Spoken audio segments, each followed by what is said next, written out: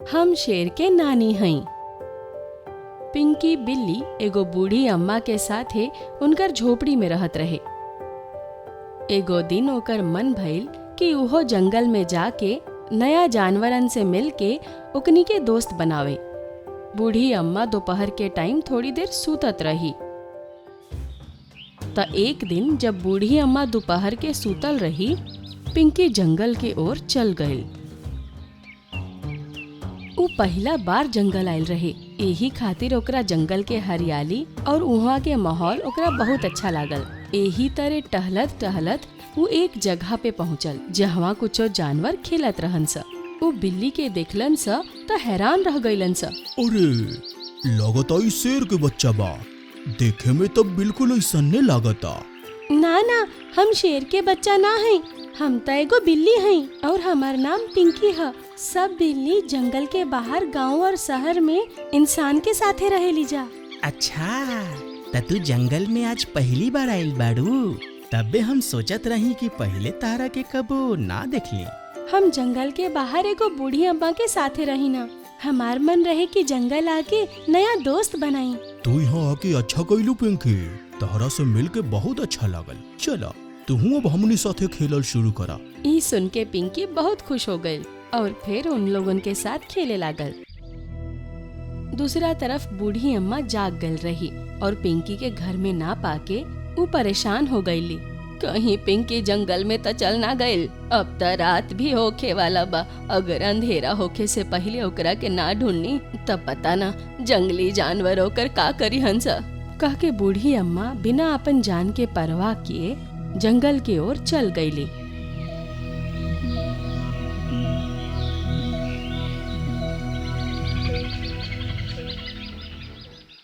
और उ तरफ पिंकी बिल्ली खेल में इतना मगन हो गई कि बूढ़ी अम्मा के बारे में बिल्कुल भुला गई।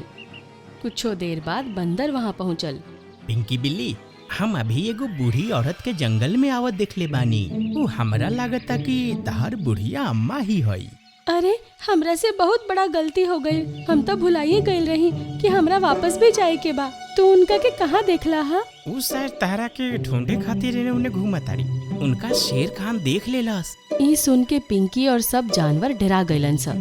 तो का शेर खान उनकर शिकार कर लेलन, उनका के मार देलन? उस शेर खान से डर के भागत रहली और हम देखनी कि उनके गुफा में घुस गईली। अरे ना, अब तक तो बूढ़ी अम्मा के खा चुकल होखी। अरे पिंकी डरा मत, शेर खान रात होके से पहले शिकार ना करे।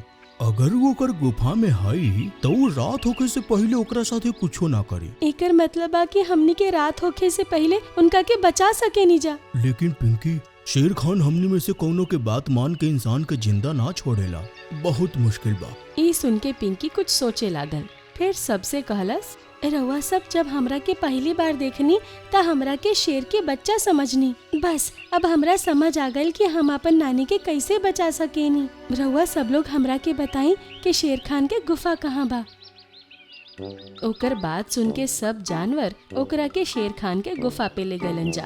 लेकिन केहू के इतना हिम्मत ना रहे कि वो गुफा के अंदर जाके शेर खान से बात करे। पिंकी बिल्ली, तू आखिर शेर खान से जाके कहबू का? ये समय शेर खान बहुत भूखाइल रहेला। ओही मुसीबत में हमरा वजह से फसल बाड़ी और हम उनका के छुड़ावे खातिर कोई भी खतरा मोल लेवे के तैयार बानी। ई कह के वो गुफा के अंदर चल गई और सब जानवर ओकर बाहर ही इंतजार करे लगलन जा। अंदर जाके वो देखलस कि बूढ़ी अम्मा डेराइल हालत में दीवार के साथे चिपक के खड़ा बाड़ी और शेर खान ठीक उनकर सामने सूतल रहे। बूढ़ी अम्मा पिंकी के देखली त कहली, पिंकी तू यहाँ से चल जा, ना त ई शेर हमरा तो खइबे करी, साथे साथे तहरो के अपन शिकार बना ली। पिंकी बूढ़ी अम्मा के कुछो कहित तब उनका कुछो समझ ना आईत। यही खातिर वो सीधा शेर खान से कहलस, शेर खान, ओ शेर खान। ओकर आवाज सुन के शेर खान अपन आँख खोलस और ओकरा के देख के हैरान रह गइल। अरे तू के बारे देखे में तो बिल्कुल हमरा नियर लागता रे। शेर खान, हम बिल्ली हई, ताहर नानी। का कहले तू हमार नानी बाड़े? हाँ, का तू कहावत नइखा सुन ले कि बिल्ली शेर के नानी होखेले? हाँ हाँ, हम कई बारी कहावत इंसान के मुंह से सुन ले बानी। का तू है बिल्ली हऊ? जेकरा शेर के नानी कहल जाला। हाँ, खाली कहल ही ना जाला, हम सच में तहार नानी हैं। सुन के शेर खान खुश हो गइल और कहलस, अरे नानी जी, तू अभी तक कहाँ रहलू और ये आज अचानक कैसे आ गईलू? तहरा पता नहीं खे का, बिल्लियाँ इंसानन के साथ शहर और गांव में रहेली जा, लेकिन आज हमार मन भइल कि जंगल जाके तहरा से मिली और जानवरन के साथ भी वक्त बिताई। यही खातिर यहाँ आ गई नी। नानी जी, तू पहला बार मिले हमसे जंगल आइल बारू, तब कुछ दिन रुक के ही जइहा। हम तो के जंगल के सैर कराए और घुमाए भी। तू बिल्कुल ठीक कहा तारा शेर खान, लेकिन ई बार हम अपन मालिक के बिना बतौले आइल बानी, यही खातिर ना रुक सकेनी। तहरा से मिलके अच्छा लागल, अगला बार आइम तो रुक के जाइम। ठीक बा नानी जी, जैसन तहरा अच्छा लगे, जब मन करे चल अइहा। वो तो ठीक बा, लेकिन तू हमरा के ई बतावा, तू ये बूढ़ी कमजोर औरत के यहाँ पे काहे रखले बाड़ा? ई त हम आज अपन खाना खातिर रखले बानी। आज रात के हम एकरा खा के अपन पेट भरे वाला बानी। बूढ़ी अम्मा के ये बात बहुत अजीब लागत रहे।